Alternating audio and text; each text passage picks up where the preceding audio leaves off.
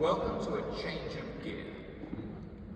So we follow here in this service and in the church throughout the country, the church year. And we follow that in the lectionary, which is the readings that we read and the way that we preach throughout the year. And we've had the story of the birth of Christ at Christmas.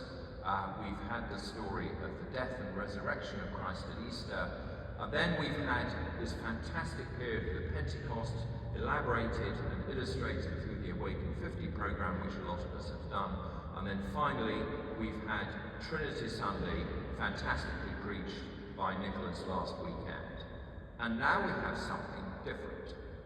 We turn back to the life of Jesus, and it's very easy to think that this is anticlimactic, which is not. We think very easily that Jesus walked around near Capernaum and he healed lots of people. And if you don't have true faith, you think, well, he's just some sort of great doctor. And we muddle through in that way. But this message, and the message of this passage here, puts paid to that.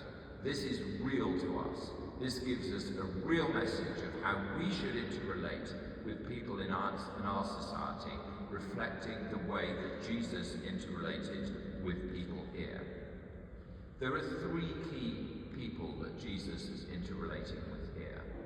Firstly, we have Matthew, and it's pointed here because this is the Matthew who wrote this gospel, and he's a tax collector. He's called Levi.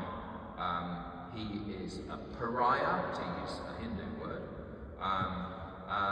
He is a collaborator with the Romans, the oppressive leaders of the land, and he takes a cut. When he takes his taxes, he takes a cut because that's how he makes his income.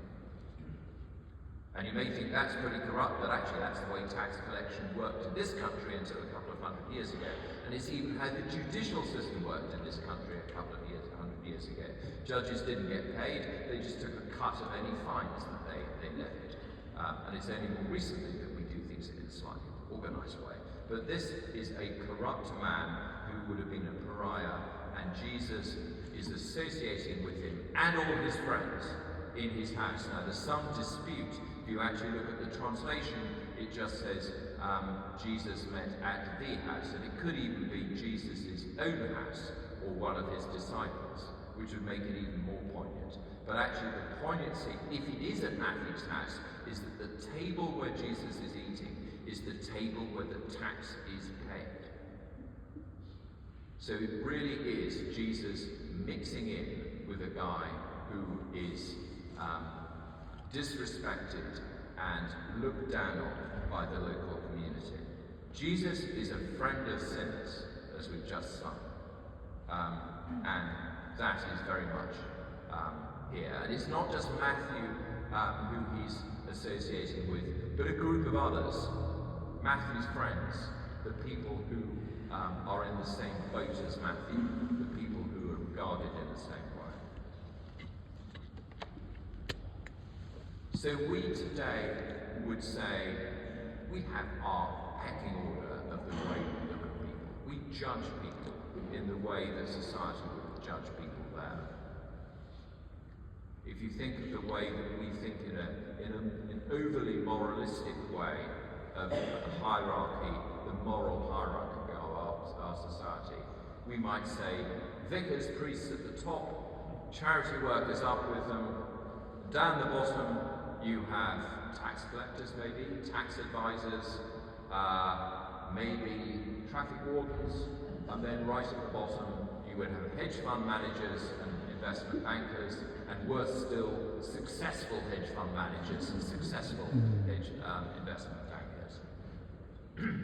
That's not the message here. The message here, I'm not, by the way, saying that we should set hedge fund managers up above vicars. That would be nonsense, clearly. But what I'm saying is that we need to invert that. We need to realise that Jesus is the friend of sinners. Jesus has a house open to all. And this is a social message. I'm not a great believer in the Trappist idea that you can be a Christian by buttoning yourself up and having living in an enclosed society. You can't evangelize with a buttoned-up mouth. Jesus' message is a social message. It's about interrelationships. So who's the second person? We've done Matthew. We've been introduced to Matthew the tax collector. The second lady is a pariah in a completely different way. She has menstrual issues. She's had perpetual menstrual issues for many years. She is looked down on because of the ritualistic way that the people in those days would have interpreted the Old Testament. She would have been looked down upon as unclean, through no fault of her own. Shame on society in those days that she is so embarrassed that in a public place all she can do is touch the cloak of Jesus to be cleansed and to be healed. That's a terrible comment on society, but it's a comment on our society as well, because we look down sometimes on people who have disabilities in exactly the same way. The Elephant Man is a fantastic film, which came out 30 or 40 years ago, and I can remember watching then, and is a depiction of the way society looks down on someone who, through no fault of their own, has a horrendous disability. The third person that we see here is described as a leader of the synagogue. For that read Pharisee. And the intriguing thing is that in the pecking order of those days, he's a religious leader. He's perhaps towards the top of the tree. But we as Christians think of the Pharisees differently, because it was the Pharisees and the Sadducees who condemned Jesus. It was the Pharisees and the Sadducees whose message Jesus was challenging, supporting in certain ways, but challenging in others. But this guy was different. This guy had faith. And if we think that Jesus was trotting around healing people and was some glorified doctor, this was not someone who was ill that he was healing. He was raising someone from the dead. She'd actually died by the time he got to the house. But this man had the faith and the belief that Jesus could put his hand on her and she would be healed. The message here is slightly truncated. Matthew, when he writes this passage, is writing a shorter message which is extended in the other Gospels. And we know this man is called Jairus. And we hear much more detail about him in the other Gospels as well. So, the message here is a social message. It's a message about interrelationships with different people in society.